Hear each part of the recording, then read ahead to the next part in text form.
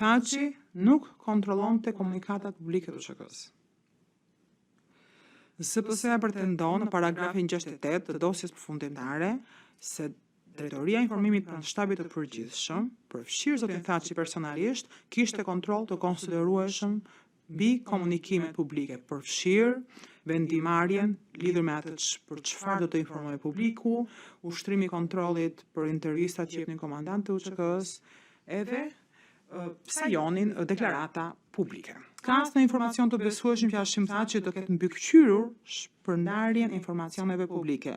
Në veçanti, ZPS-ja nuk ka vërtetuar përtej dyshimit të arsyeshëm se Hashim Thaçi ka pasur ndonjë përfshirje në përgatitjen e komunikatave dhe deklaratave politike.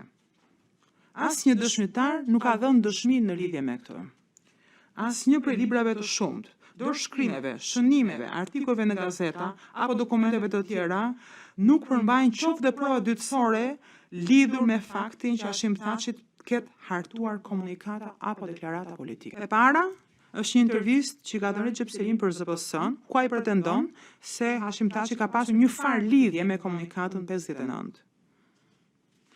Pretendimet e Selimit nuk mund të merren parasysh për shumë arsyeshe.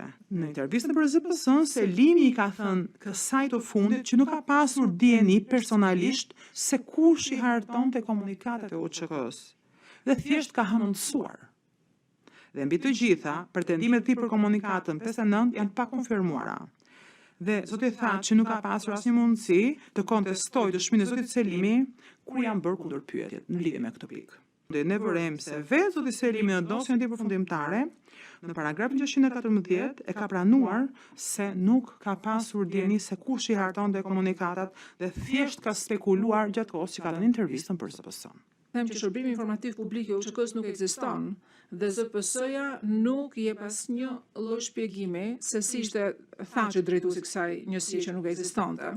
Së dyti, ZPS-ja keq interpreton provat, sepse në broshurë thuhet titulli Zona e Llapit. Dhe asnjëherë nuk është një dokumentacion i cili është lëshuar prej shërbimit të shtabit përgjithshëm. Po ashtu, provat nuk mbështesin pretendimin e ZPS-së që lufta speciale është trajtuar apo është diskutuar nga shtabi i përgjithshëm në vizitën në Llap në tetor të 98-s. Fakti që LDK-ja nuk mori pjesë në qeverinë e përkohshme ishte thjesht vendimi i LDK-s për të bojkotuar qeverinë e përkohshme, sepse ata nuk donin të ndanin më në mënyrë të barabartë pushtetin në qeveri, por donin të kishin më shumë përfaqësi sesa UÇK-ja dhe LBD-ja. ZPS-ja në dosjen e vet përfundimtare tashmë argumenton për herë të parë në këtë gjykim se LDK-ja kishte arsye të forta për të bojkotuar qeverinë e përkohshme, kinse për shkak të përcënimeve të UÇK-s. Të gjitha këto janë shtrembërime të ZPS-s. S'ka asnjë dëshmitar apo dokument që vërteton që kjo ka qenë arsyeja pse e bojkotuan. Kjo është një teori e momentit të fundit të ZPS-s, që në fakt nuk e ka ngritur asnjë deri tani as për mbrojtjen as për dëshmitarët. Fakti është që sekretarja e shtetit Albright dhe kryeministri Blair i bënin thirrje LDK-s të merrte pjesë në qeverinë e përkohshme, por LDK-ja vijoi të refuzonte. Në statutin e vet, LPK-ja e bën të qartë që objektivi kryesor i saj ishte çlirimi dhe krijimi i shtetit pavarur të Kosovës, dhe së dyti të krijonte një shoqëri të re, të lirë, demokratike në përputhje me vullnetin e njerëzve.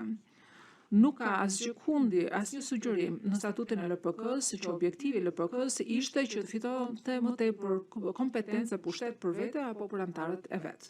ZPS-ja i referoi deklaratës politike numër 8 në paragrafin 10 të dosjes së saj, ku ZPS-ja një fjalë nxjerr jashtë konteksti. Kjo fjalia është që Kosova ose do jetë jona ose do të përfundojë në shkrubehi.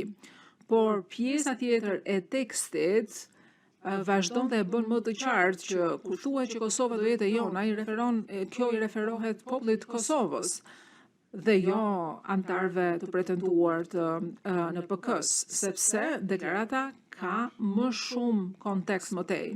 Do të thënë Kosova do jetë e jona, në të kundërtën do të bëhet sepse ne jemi të vendosur se vdekja është më e mirë sesa jeta nën sllavëri.